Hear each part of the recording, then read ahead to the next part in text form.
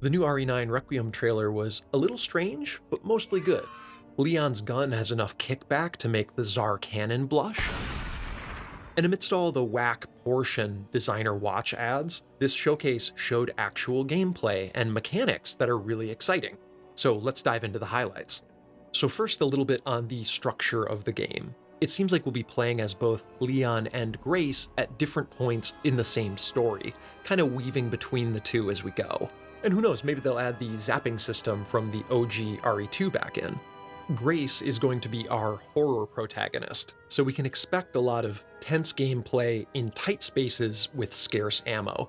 We also got some details on the new crafting system, where we can extract and use infected blood to create specialized injectors. Grace has this device called a hemolytic injector, which she can use to stealth kill and explode unsuspecting enemies. Apparently, this also prevents corpses from mutating, which to me says we're getting a new Crimson Head mechanic, where downed enemies can mutate into more deadly threats unless we use a limited resource to take them out. Really good return to classic mechanics. We love to see that, especially for the horror section of the game. Check the corpses, they are not staying down.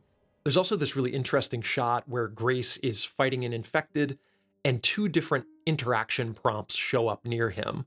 This makes me feel like we'll have the option to either use the injector or maybe a makeshift knife to take care of enemies. You know, if you use the injector, they're gonna stay dead, but if you use the knife, you're in Crimson Head City, baby.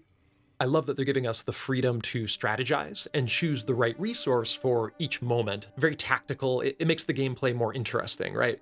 Grace also gets to collect and use ink ribbons on the classic difficulty settings, while Leon's on the other side of the hotel spin-kicking zombies.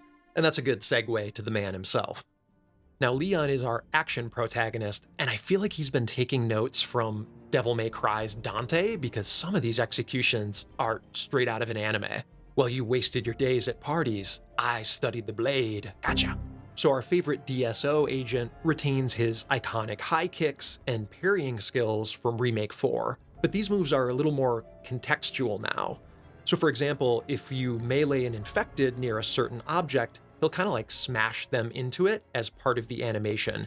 He can also take the weapons of downed enemies to use them against the horde, which opens up a lot of possibilities for on-the-fly combat. Leon's new magnum is called the Requiem, and it somehow kicks even harder than he does. God damn, look at that knockback. And it's a good companion for his new melee weapon, the hatchet, which we can use to deflect attacks, but have to repair if it runs out of durability during combat. He does this really stylish, over-the-top animation with like a whetstone, kind of like Lies of P. The convergence of every game into a Souls-like is continuing, and I'm still here for it. He can also use this weapon to escape from grabs, just like he does with the knife in Remake 4. And it even looks like he has a quick shot move, kind of like he does in RE6, which you could use to kind of control crowds and set them up for future melee attacks. Also returning is Remake 4's kind of stealth gameplay, where we can sneak up behind enemies that are milling about and stab them to death with a knife. Now, this trailer confirms that this is a post-RE6 Leon who's still working with the DSO, or Division of Security Operations. This agency works under the jurisdiction of the US government to clean up bioterrorism activities. And this is interesting because Leon is effectively a government plant at this point. The same government that blew up Raccoon City and is probably hiding a lot of damning evidence within the ruins. Apparently, Leon harbors a secret about Elpis and the nature of Alyssa's murder, and that should introduce some much-needed conflict and deception between our two protagonists. We also got some more information on the new infected. These are apparently zombies that retain some of their old memories and habits from their previous lives, and even wielding basic objects as weapons, kind of like the old Romero zombies. There's this really creepy shot of one of the custodians looking in a bloody mirror saying, "Messy, messy," as she cleans. It's pretty twisted. Some of them are even smart enough to operate basic switches and lights, so there may be some opportunities for fun puzzles where we kind of have to manipulate their behavior or get them to do stuff so that we can progress. Should be fun. This might be the most exciting reveal of the showcase because it's going to offer us enemies that have motivation and interests and pasts that we can delve into before we shoot them 6 feet through the air with a hand cannon. It's an emotional moment. Here are some smaller details you might have missed. At the start of the trailer, there's an illustration that marks certain zones of the body, like the neck and hands, as birthmarks and weak birthmarks.